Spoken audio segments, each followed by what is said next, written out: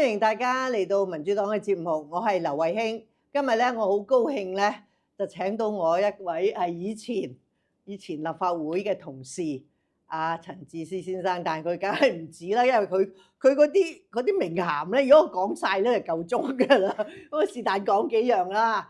咁Bernie 咧就當年就係同埋我哋一齊立法會啦。咁後來去咗行政會，咁同幫林鄭月娥嗰陣時就做行政會議嘅召集人啦。咁就亦都係即係卸咗任啦，而家就係全國人大代表。咁而家咧，哇！而家就係一話五行欠水嗰個西九嗰個管理局文化管理局嘅副主席係啦，主席就係唐英年啦。咁你亦都係咧 M+ 博物館嘅主席，咁係唔係故宮有冇你份啊？故宮我係首任主席，首任褪咗落嚟啦。係啦，因為佢開咗之後咧，就派咗我去 M+ 啦。哦，你又好啦。咁你亦都係大館嘅主席喎。係冇錯。都係即係人哋以為咧，我哋全香港冇人識文化藝術啊，當然唔係啦，係嘛？我唔明點解你霸晒啲位，不過唔緊要啦。咁樣咧就即係咧，亦都係金融界啦。係。咁嗱，因為你金融界第一件事即刻要問你啦，唔知你有冇睇到嗰個史丹嗰個叫咩話？Morgan Stanley 嗰個摩登史丹利。喂嗱，嗰陣時我教你咧，叫你唔好中英夾雜，你記唔記得啊？點知記得啊？你係改變咗我人生嘅。哇！仲勁過老婆啊！大家記得咧，因為其實我未入即係政治呢個嘅圈子之前咧，成日都同好多好多讀完書外國翻嚟香港，我哋都係中英夾雜嘅。咁我記得嗰陣時喺議會咧，最初我都係中英夾雜。係啦，你都唔係唯一一個。就係 Emily 咧，就喺度指正我，佢話：喂，你咁搞法，我哋嗰啲翻譯好難做嘢㗎喎。梗係啦。咁所以自此之後咧，我就不斷要去用中文去表達，由中文場合地講中文嚟表達。英文就講英文啊嘛，係咯。所以你絕對咧就影響咗我之後嗰20年嘅。佢就肯出嚟講，其實我都影響咗其他人，不過嗰啲人就唔肯講嘅，因為嗰班人好嬲我添。我周街同人講話係你影響咗我。好嘢好嘢。嗱咁你陣你冇中英夾。鬧得我犀利。喂，好離譜啊！喺立法會有咩理由發言會中英夾雜嘅啫？咁嗰啲翻譯喺裏邊都唔知譯乜嘢。咁總言之，大家盡量唔好中英夾雜啦。咁除咗嗰樣之外咧，嗰陣時不過你已經太細個。嗰陣時我哋8黨共識嗰陣時你未入啦，嗬？嗰陣時仲好啦。98年啊，我第一屆先入嚟啊。唔係喎，98年你喺度喎，8黨共識。不過唔好講啦，嗰啲冇得傾啦。而家講翻呢個摩根士丹利羅奇啊，你知佢嗰次喺《金融時報》就整一篇嘢就好轟動啦。咁佢最近咧就被接受呢個自由亞洲電台訪，即係嗰個自由亞洲就話要離開香港，即係驚佢黐線嗰個，即係佢就訪問咗佢。咁佢就去北京就參加個高層次嘅嗰啲會議啦，即係國家請佢去。但係咧佢就話咧係唔準佢咧係講香港嘅嘢。咁佢更加批評咧出席嗰個會嘅人，有啲同你梗係熟啦，史美倫啊、羅康瑞啊、李澤楷啊、金澤培啊、劉敦義啊，佢話佢班人咧冚唪唥都唔會講香港真實嘅情況。唔知係咪又係北京唔俾佢講啦？咁 Bernie， 你戴咁多頂帽，你又睇到，喂，如果你而家日擰開個收音機或者電視咧，冇嘢，佢淨係講琴日咧就100萬人離開咗，2日就150萬，喂，咁咧嗰啲餐館啊嗰啲就好多間就要執笠啦。咁我哋香港好似冇新聞報咁喎。呢個講翻你頭先問咧，咁雖然我唔識佢啦，當然我知佢係邊個啦。你冇見過佢？我其實唔係真正識佢，但我當然知佢邊個啦。佢係摩根士丹利嘅主席啊嘛。係啊，亞洲區嗰個亞洲區嘅主席啊嘛。咁嗱，其實我喺有線即係美國有線啊 CNN 啊，都俾人問咗呢條問題嘅。咁我嘅回應係咁樣嘅。係啊，有人讚你啊！所以嗰日喺電台讚你啊！佢話嗱，你咧陳智思咪講得好咯，使咩殺氣騰騰咁講嘢啊？你講多次講中文啊！今次因為我其實佢因為被我個記者就問我你覺得佢個講法同唔同意？咁我就話嗱，老實講句，佢講嘅嘢咧就唔係話唔係錯晒，亦都唔係啱晒，因為佢主要講咗3個觀點。我調翻轉頭講先嘅，因為佢第一個觀點係講緊即係香港個政治因素啦。我就講個石油先啦。我首先講，佢哋講咗兩個因素。第一，佢話就係我哋嗰個經濟太過依賴中國個大陸嘅市場。呢個咧其實佢冇錯嘅喎，梗係冇錯啦。咁但係個原因就係因為過去20年、30年中國經濟太好嘛，咁就要依賴晒佢。啲人賺咗咁鬼多錢，咁梗係啦。其實你諗我話俾你聽啊，你知道我屋企嘅背景同華僑啊、泰國啊、東盟。其實我喺政府內部咁多年嚟咧，我成日都叫佢哋唔好喺度多啲喺東盟發展啦，其實好嘅。去第度唔好。但係有冇人聽我？梗係冇啦，因為你東盟炒埋一碟都唔夠我哋國家嗰個經濟嗰個回報咁好。再加上其實東盟有10個國家，其實好複雜嘅，唔係咁簡單噶嘛。咁所以大家咪全部都係睇住。累曬係中國。所以其實你記唔記得嗰陣時曾蔭權做行政長官上去北京？見到阿溫家寶總理，溫家寶話：他要來啦！喂，即係人哋覺得你班人成日都係攤大手板，咁你就叫佢哋冇攤大手板嘅。唔係你做嗰陣時，但係就冇人聽你講。因為個實際就係個經濟咁好，用錢又咁容易賺，咁咪係咯。咁梗係救過去啦。所以我話佢嘅佢講得咧就冇錯嘅。唔係錯，佢話我太過依賴中國，冇分散，咁啱嘅。其實香港作為一個，其實中國係幫中國一個橋梁。其實我哋唔單止淨係要淨係內地市場，亦都要周邊州域嘅市場都要懂。其實呢個先係真係幫國家，唔係淨係你我就係識就係單方向都唔啱噶嘛。喂，你啲中文真係好嘢，我都要啊，都係我要老懷安慰啊！你講到咁都唔會夾啲英文落去，咁啊仲有咧？多謝。仲有咧？咁啊當然咁佢第一個係最主要佢講到個點啦。第三個點，我又調翻轉頭嚟講啊嘛。第三點佢就話咧，呢個中美嘅。喂嗱，第一點就係依賴中國啦。唔係佢真正嘅發言當中咧。我知，但係你嗰個咧就第一就係太依賴中國啦。第二咧就係呢個中美嗰個嘅角力當中，香港而家面對個角色。係。咁我話呢個又係事實啦。係啊係。的確係我哋而家喺呢個兩個大國之中，我哋香港就有時好多時候個角色就俾人哋愛嚟去攻擊埋一份㗎啦。不過美國可能真係的確某程度上係攻擊緊我哋啦。咁所以呢個又係所以我唔可以話佢講錯。佢兩個觀點當中咧，其實佢唔係錯嘅。咁啊第三咧，佢就話咧，我哋香港一國兩制咧，基本上佢唔係用嗰個字眼講啦，但基本上就話玩完啦。咁我就話我唔同意。但係佢嘅觀點就係而家咧我哋就越嚟越咧就受制好多唔同嘅嘢啦。佢講大扎嘅原因咧，咁但係我話覺得，喂，我絕對唔同意啦。其實領導人嚟到香港，其實我訪問我就話，國家領導人嚟到香港都千萬再提醒我哋香港一定要繼續扮演個兩制嘅角色。一定要同國際有個聯繫啊，同埋點解普通法要繼續啊？即係呢啲要不斷重複去講緊領導人同埋其他嘅領導人都講，所以我其實絕對唔係話兩制就冇咗。當然佢哋外邊點睇下佢件事啊？咁點解佢上去北京想講啊？香港都唔準講？呢個我唔知啊，我唔講上去嘅問題啦。喂，咁呢個就係咪冇咗一國兩制咧？你去到北京，而且佢話佢批評嗰班人有啲係你啲老友，有啲未必係啦。佢又唔講實話喎。呢個我唔清楚。你又唔清楚？喂，你喺度講下實話啦，不如。我都唔知佢係上咗去其中一個啲，我都唔知。你唔知啊？咁佢都唔俾佢講嘢咯，點知啫？我哋喺電視就見到就係嗰批外資美國，主要都係刻意。嗱，所以就係咁啦。你喺大陸，如果你想講啲佢唔中意聽嘅嘢咧，未必係滅聲嘅，或者滅埋樣添喎。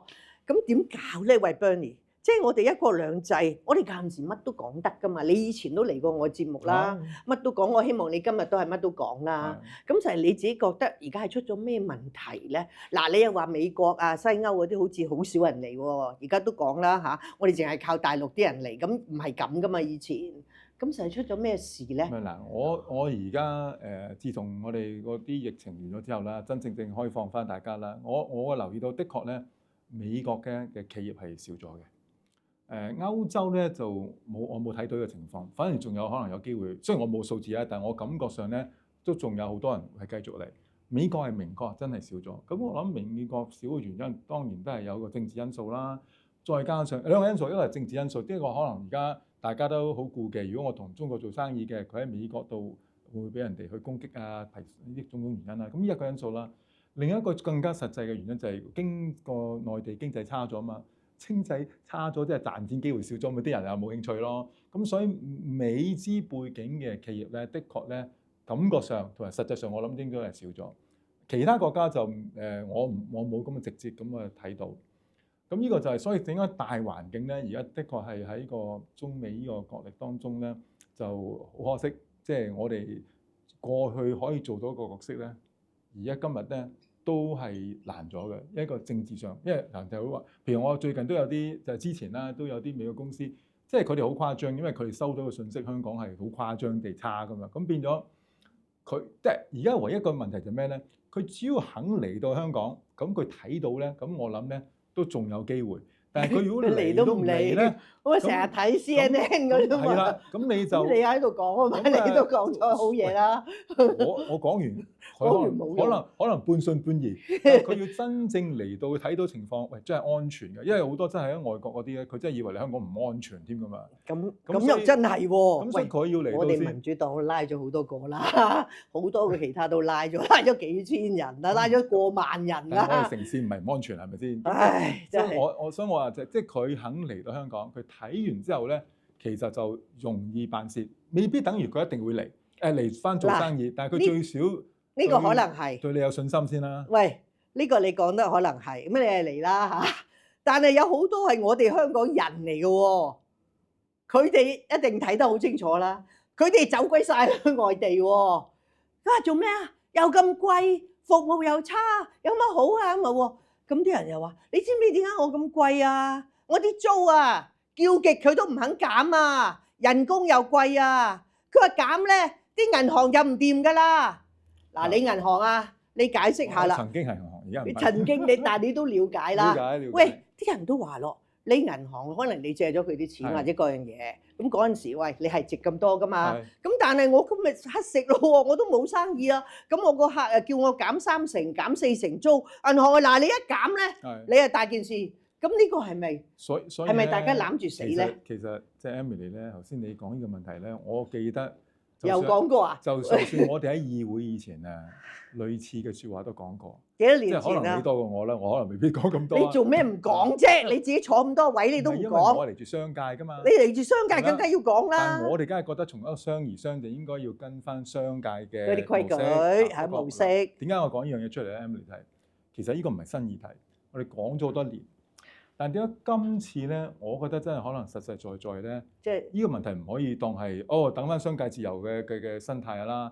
呢個好難啊！點解咧？因為成個生態真係改咗。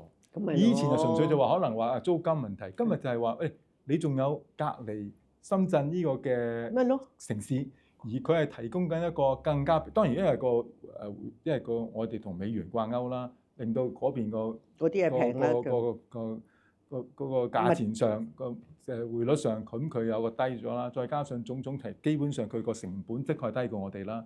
咁你今次係徹徹底底咧，唔係話我係個別單一個業主同嗰個嘅租客嘅問題啦，而係成個香港嘅經濟模式，即係重新要諗過。因為你如果純粹話我要點樣維持到某啲行業，即係可能有啲行業咧，佢嗰個嘅影響更加大，因為佢可能隔離深圳佢可以提供嘅服務、提供嘅水準。嗱，以前我哋長大一向深圳都可能係買平嘢嘅，呢個就唔係咩特別。但係問題而家佢唔單止買平嘢，而係平得嚟仲要好過我哋，服務好過我哋。嗱，呢個咧就其實真係重咧對我哋成個以往嘅一個模式咧，要重新要去諗過啦。究竟我哋仲點樣去競爭咧？咁咪咗咯。係啦，嗰個黃家和，你識黃家和啦？個飲食業佢喺度講，唉，佢話你睇人哋澳門啊，人哋啲人梗係北上啦，但係人哋又大把人落嚟啊。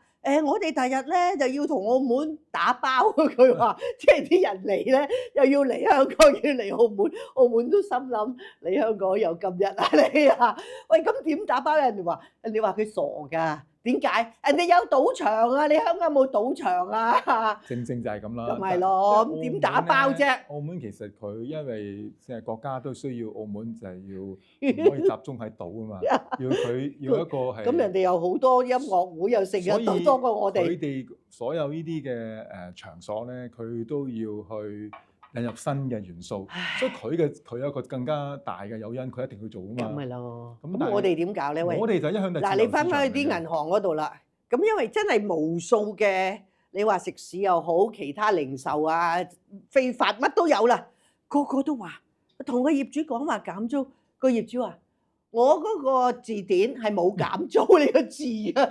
喂，大佬，你睇到我都乞緊食咯，冇乜生意，你又唔減，咁我下個月一定咧就要撻訂要走啦。咁你點搞啫？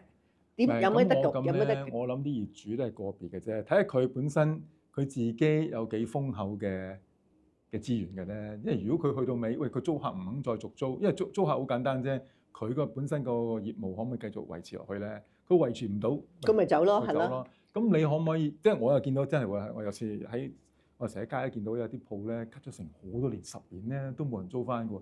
咁我成日都有啲係業主嚟嘅，我問過佢話個業主話唔緊要啊，嗱嗰啲冇問題喎。所以我話嗰啲有資格嗰啲，佢咪坐喺度。嗰啲唔緊要，但係我哋而家講緊好多咧，佢唔係業主嚟嘅，佢係租嘅啫。但係佢生意好差，所以佢同個業主講，叫佢減下租。咁個業主話冇得減，咁我因為如果我減你咧，銀行又唔知點㗎啦，咁樣咁啲就係呢個問題啦。但係銀行自己都有好多嘅壓力嘅，而家今日做銀行咧，好在我冇做。好在你冇做。其實銀行自己今日都面對好大嘅壓力。咁點搞？喂，我哋點搞咧？咁樣。唔係我諗。點去競爭啫？我諗第一件事要去即係探討咧，就係究竟邊啲行嗱有啲行業根本係救唔翻嘅。即係嗰啲係由佢死啦，嗰啲冇辦法啦。你個競爭力係冇咗，所以反而要重新上路。邊啲行業我哋係有現有行業咧，同新嘅行業咧。即係要俾個銀行去決定你值唔值得救啊？我諗你最緊要你自己都係靠你個生意，自己本身係仲有冇一個空間喺度。喂，咁人哋就話叫你減租，佢就有空間噶嘛。哎呀，好似貓追住條尾咁樣，你同我講。我自己睇咧，租金當然係一個其中因素啦。好大嘅因素。但係仲有好多其他嘅。你本身你嗰個業務根本都冇咗個競爭性嘅，就算減咗租咧，其實都未必可以長遠解決。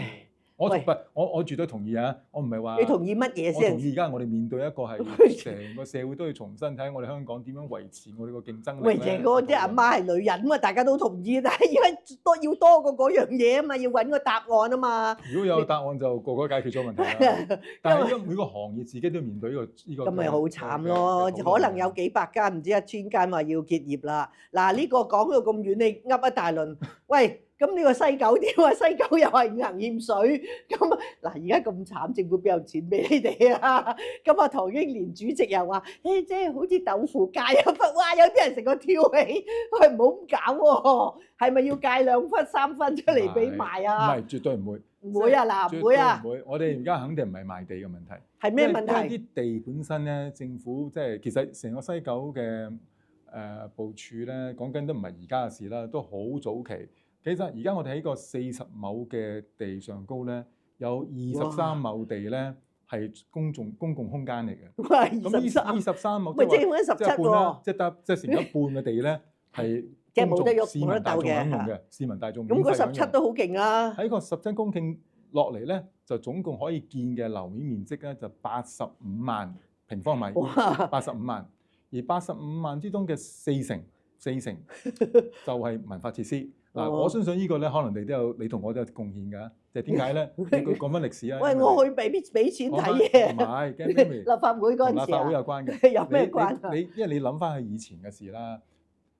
我諗由最初話要起個咩天幕嗰度，我哋你同我都喺度㗎。喺度啊，反對佢啦。反對啦，跟住後來大家又擔心，依樣嘢係咪一直變為一個地產項目，都唔係真正文化咧？所以咁多屆政府後來咧。就好驚，就加到今日咧。嗱，頭先我講啦，喺個85萬平方米當中有4成就係文化設施。文化設施咧係賺唔到錢嘅。我而家知道，因為而家我睇緊啲。喂，你收人錢啊？你要收人哋入場。全世界冇一個文化設施咧可以賺到錢嘅。問題就係點樣補貼法啦？咁我哋而家就譬如話有4成啦。咁你其實你睇翻我哋啲數就知㗎啦。你03即係你我哋而家只有得開咗4個啦，4個嘅設施啦。咁其實都係。唔會賺錢㗎，問題你係蝕幾多嘅啫。你仲有嚟緊仲有啲要開㗎嘛？你越開得多咧，就越蝕得多。喂，咁點搞咧？咁呢個就4成啦。咁另外咩咧？另外有4成多少少啦，4成2度啦。其實就係呢個商業嘅樓宇啊、住宅啊同埋酒店一早已經規劃咗㗎啦。喺嗰度已經有㗎啦。跟住另外最後嗰10幾%咧，就係啲餐飲業嘅啫。咁所以其實由頭至尾當其時個計劃咧，即係因為喺我即係喺我之前參與嗰陣時，人哋已經大家嘅社會討論咗啦，西九嗰陣時決定咗咧，就係一定要靠呢啲嘅收入、文化呢啲嘅商業嘅元素嘅收入嚟去補貼嘅文化開支。咁而家就未起得嗰啲嘢字，未有就因為所以而家就因為嗰個工程又遲咗啦，種種原因啦，咁變咗文化設施開晒出嚟咯喎。但係你啲收入嗰啲咧就未有，就未嚟嘅，咁所以咪梗係虧蝕緊啦。咁但係長遠，如果你話我喺個收租啊，而家唯一講緊就話會啲靈活性咧喺嗰個嘅住宅單位度，因為其實最初個構思都係出租嘅啫。但會唔會話喺個住宅單位賣咗佢啊？可以有個靈活性俾到西九管理局咧？係咁講嘅啫，唔係講地啊！因為地一早已經係規劃晒嘅，你唔可以，我哋冇權自己去賣地。咁唔係地係咪俾你咩話咁樣？唔係俾地你係俾啲單位，單位你係出租啊，定話你可以有出售啊，定點？出售咗就俾啲錢你。入翻個管理局度啊嘛，咁所以其實就唔係講緊話咧要出售地。喂，佢而家又話要揾個顧問啊！呢啲政府最叻啊，最難嗰啲嘢，佢揾個顧問，個顧問咧就自己個月咧就出嚟講。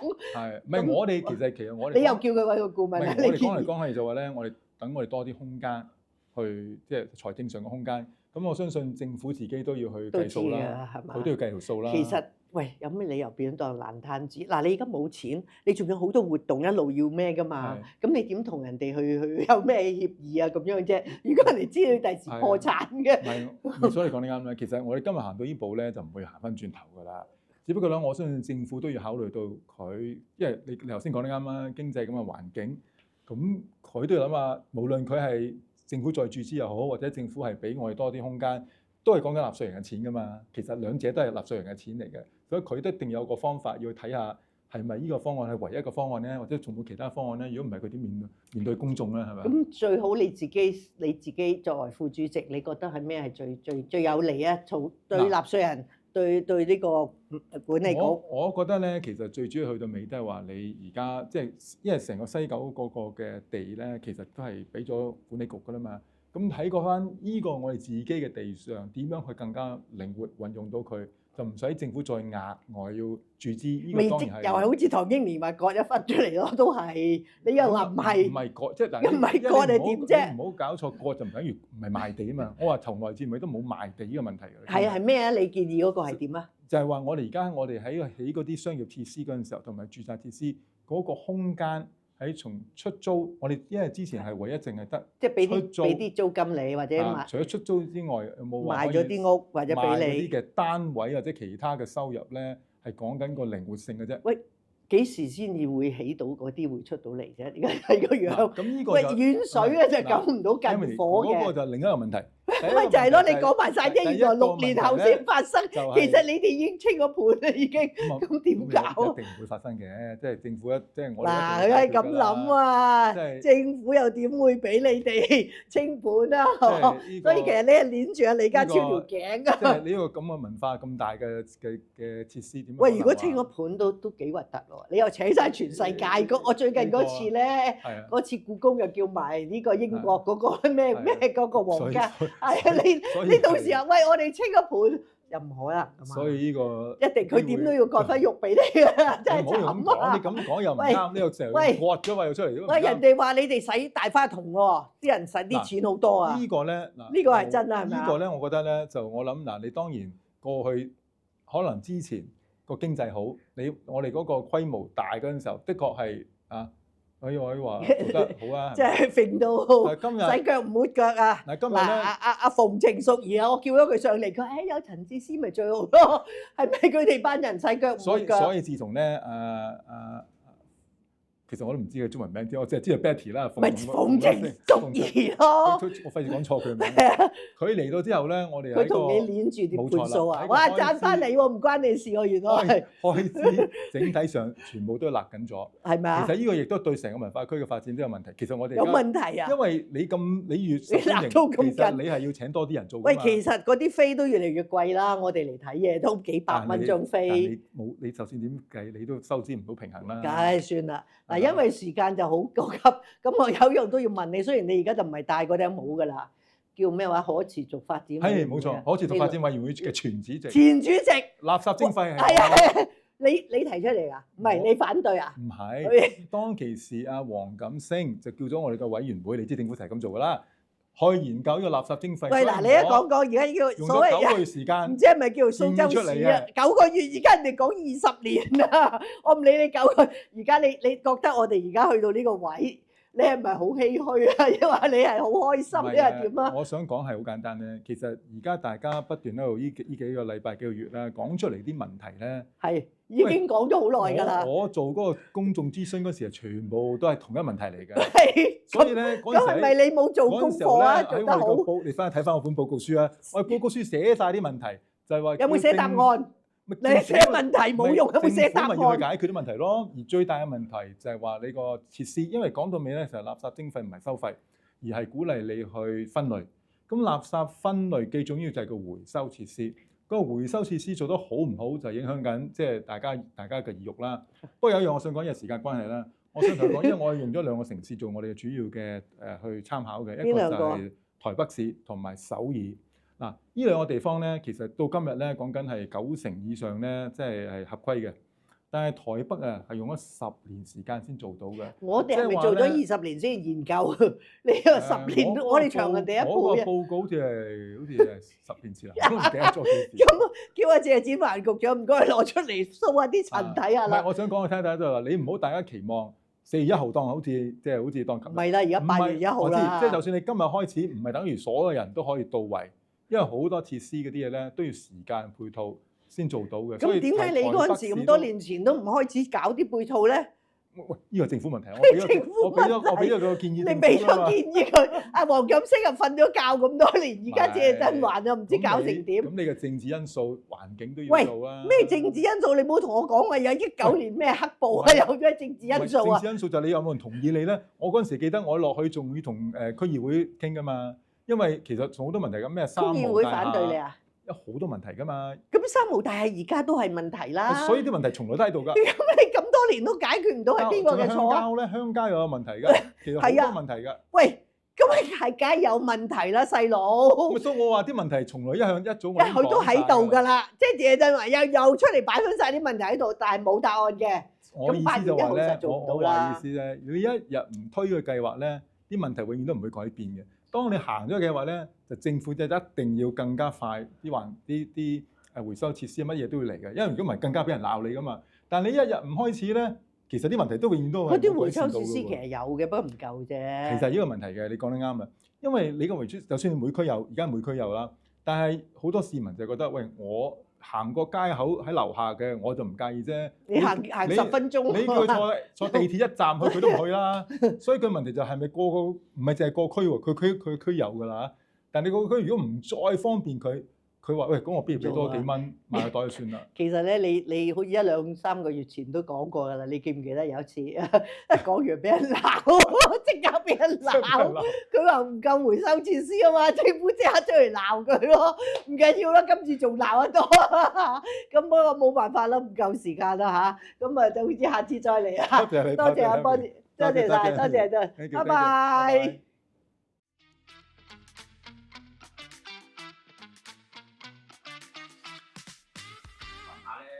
中央以後同民主黨有冇搭緊機？呢個你要問中央，我唔識答你啊。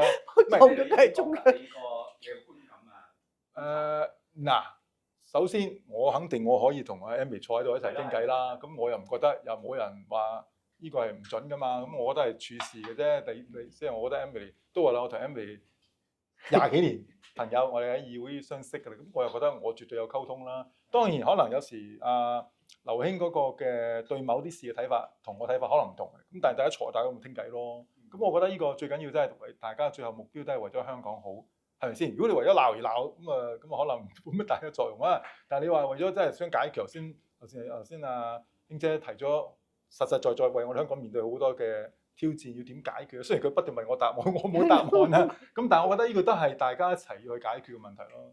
咁但係你話中央，我就唔可以代表中央，我唔清楚啊。但係最少喺我自己嘅角度就覺得，喂，為咗香港好嘅人，所有都可以坐低喺度傾嘅。因為香港好多問題發生，咁你覺得中央會唔會揾民主黨去做一啲嘢咁樣？係啦。我諗最終就係即係究竟大家佢都我諗佢肯好熟悉香港啦，佢哋都咁佢梗係知道邊啲人講邊啲嘢係咪真係為咗香港好嘅。咁我如果卿姐佢出嚟講一啲對某啲睇法係對香港好嘅，我絕對相信大家都會聽㗎嘛。邊位？呢度邊度？係。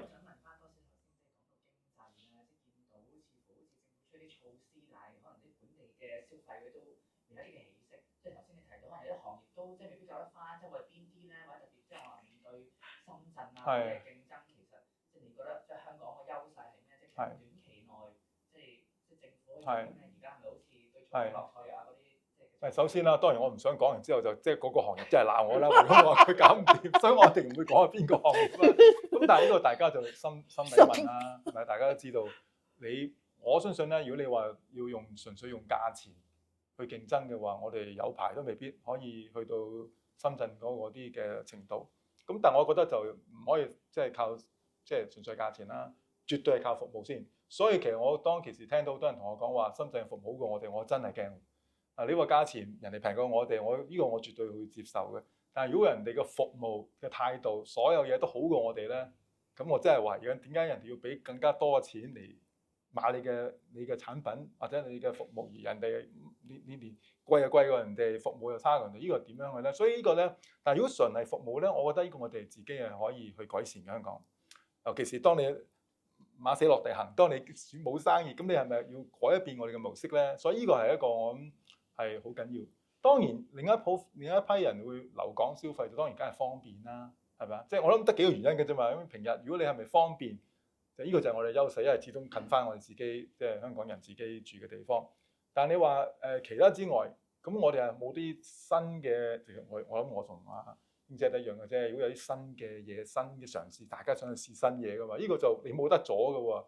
除非就話我哋現有嘅嘢都不斷成日有更新嘅，令到有新鮮感，唔係啲人唔會去啦，係咪啊？咁所以其實你話我哋係咪冇晒競爭力咧？就唔係。不過一定要係用重新嘅思維去諗。如果我哋諗住思維就係喂，政府嚟幫下我哋啊，可以幫補啊，即係暫時借一啲錢俾你。喂，但係如果你唔改變你嘅心態，唔改變你嘅模式嘅話咧，其實我睇都係好大挑戰性咯。咁有啲行業的確係即係可能難度更加高，但係我相信即係唔係個個行業係咁咯。即係我諗，即係你最緊要就係你就有冇即係增值嗰個元素喺度啊？我又唔覺得我哋係完全唔可以同深圳去競爭嘅，因為我絕對唔相信，因為好多地方我哋都一定有。但係我相信我哋所有人都要重新諗一諗，我哋嗰個嘅增值方面嗰方面係嚟自邊度嘅咧？究竟喺價錢上啦、服務上啦，定係或者甚至有啲就我相信有啲行業會更加好，就可能佢喺內地做唔到嘅，買唔到嘅服務或者冇呢種服務，香港有嘅，咁個就係肯定我哋優勢啦。咁問題就係呢啲咁嘅行業個量數咁高大到可以支撐成個香港咧？我相信就即係你唔係個個行業都有啲咁特別嘅因素，就因為只有香港喺兩制之下先做到嘅。咁可能有啲即係你要不斷喺度更新咯。即係深圳呢個新元素嚟嘅，大家都要面對緊。尤其是而家咁方便去添，所以呢個你又冇得阻㗎啦。咁所以我諗即係每個行業自己都要面對咯。我自己嘅行業都要面對㗎。我哋個個行業都面對緊呢個新嘅一個模式。點樣能夠可以令到我哋最有競爭力咧？邊個後邊邊位？係信報㗎。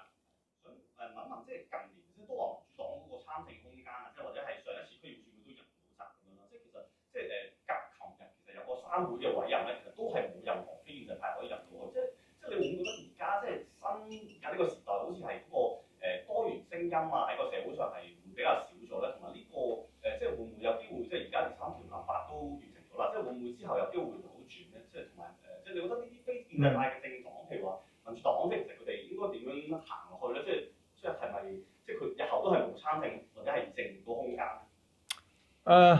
我希望將來呢個即係過咗一段時間咧，我相信就希望即係大家都可以用翻平靜嘅心去睇，即係點樣去幫好香港啦。咁我自己個人梗係當然希望越有多嘅人士唔同嘅渠道都可以去參政嚟去幫香港。最緊要首要就係話究竟無論呢唔同嘅組織又好啦，唔係一定係政黨啦，唔同嘅組織都係好啦，都係目的就係為咗真係幫香港。咁我自己覺得我就絕對我個人咧，我就唔想代表任何政府組織咧，我唔係啊。咁如果我純我個人角度，我梗係願意可以同所有人去溝通啦，去能夠即係為咗香港好嘅啫。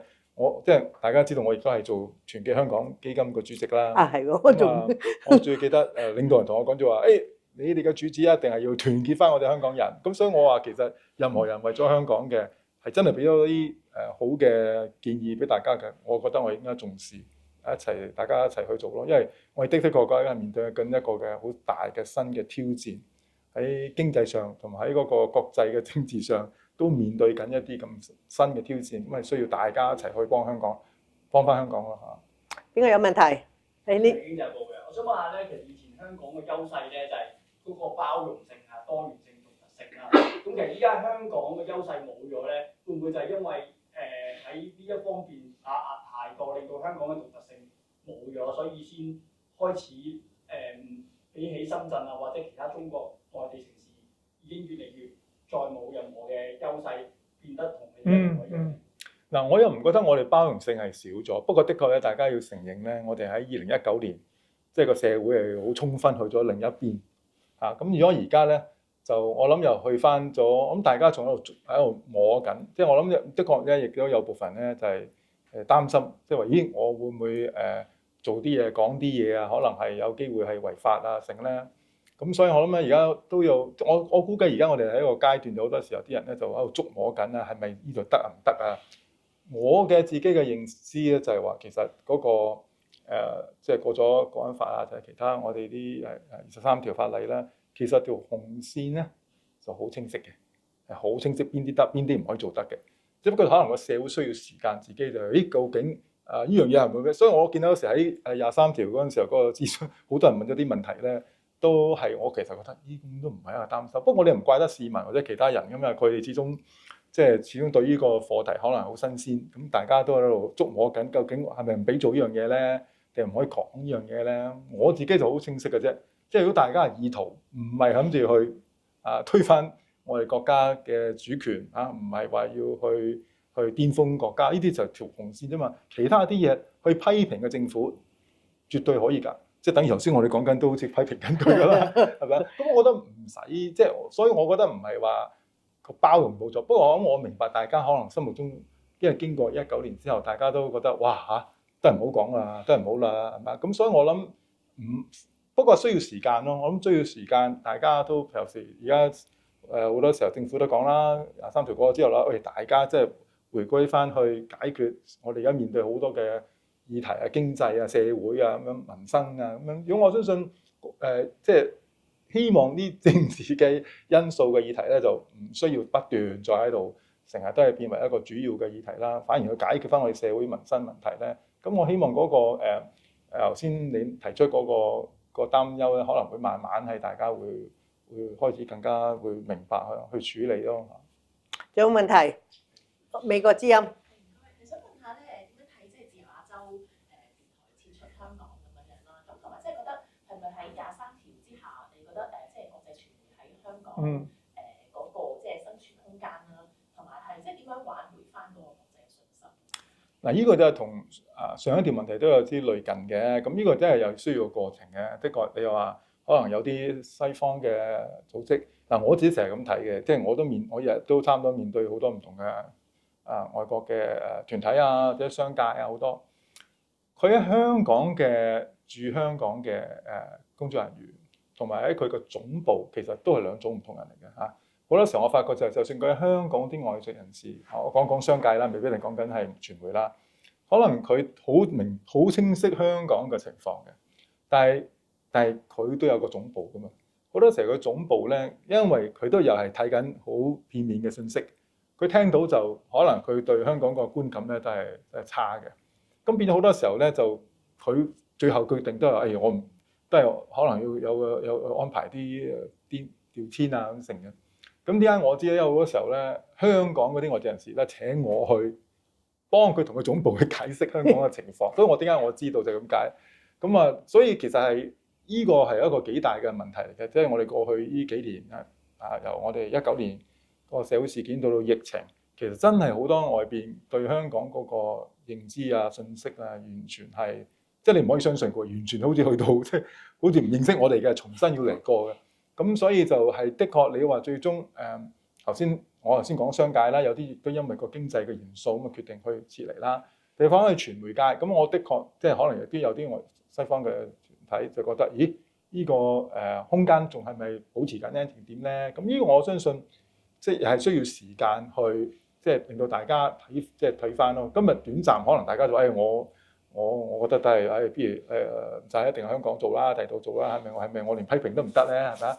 咁我相信呢個需要時間去證實咯嚇。即係我自己反而覺得就話重申啦，你唔係過嗰幾條紅線嘅，係咪就唔可以批評嘅咧？咁我又覺得唔係啊。即係當然我明白。即係話善意批評呢個點樣去演繹咧？咁我成日覺得就係話，等於佢翻頭先兄姐問嗰個垃圾徵費，咁的確係好多實施上嘅問題㗎嘛。千祈唔好賴咗我啊！我唔係我嗰時一早講咗啲問題喺度嚟啦。咁但係呢個的確咁你係去批評係批評㗎啦，唔係惡意批評嘅。的確有個喺個實施上好多嘅配套係未到位㗎嘛，係嘛？咁呢啲個絕對係可以批評㗎。咁所以我覺得如果你最終其實係以事論事嘅，你唔係去為咗去抹黑某一樣個即係政策或者個政府啊，咁我相信呢啲都唔係一個問題。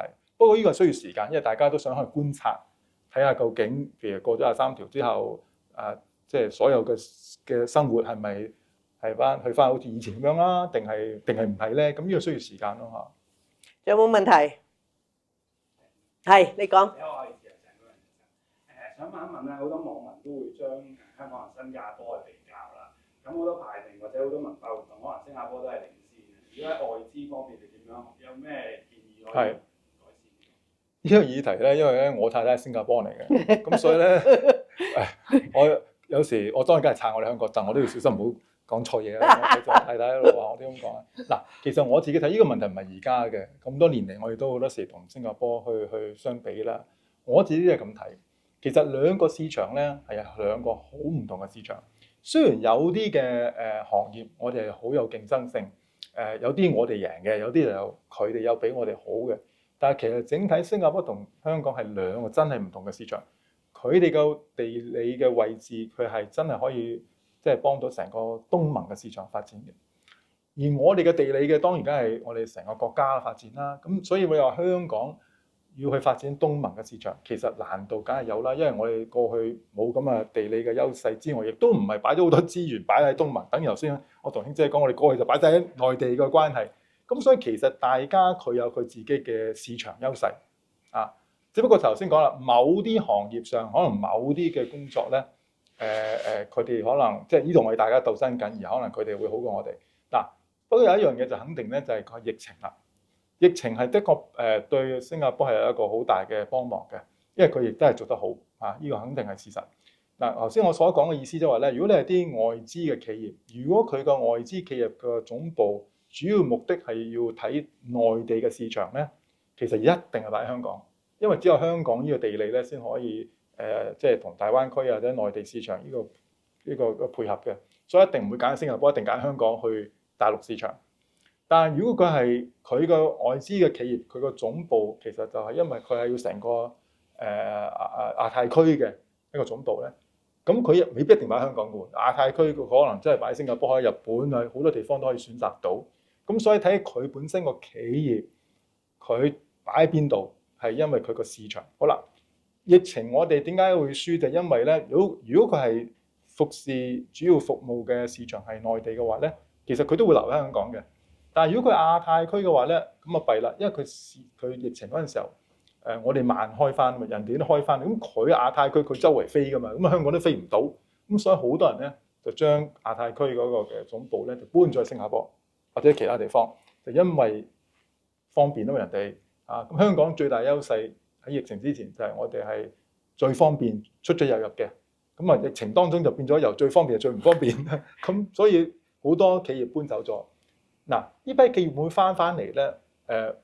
我諗可能有機會，但你知一般走咗咧，翻嚟都唔係咁快脆嘅。尤其是如果佢睇翻，都係睇翻佢個外籍行政人員如果佢有家眷嘅，如果佢有家眷嗰陣時，唔係淨係佢工作啊嘛，仲有佢個只有讀書啊好多因素，咁所以呢啲係需要時間咯。但係有機會搶翻嚟嘅，但係有機會可能走咗。但係如果佢呢啲外資機構個主要嘅市場係我哋大陸嘅市場嘅話咧，佢就一定會翻嚟，因為始終香港係大陸係方便噶嘛。咁所以我想意思就話咧，其實雖然好多時候我哋同新加坡去比啦，其實大家嘅睇嘅市場係唔同咯。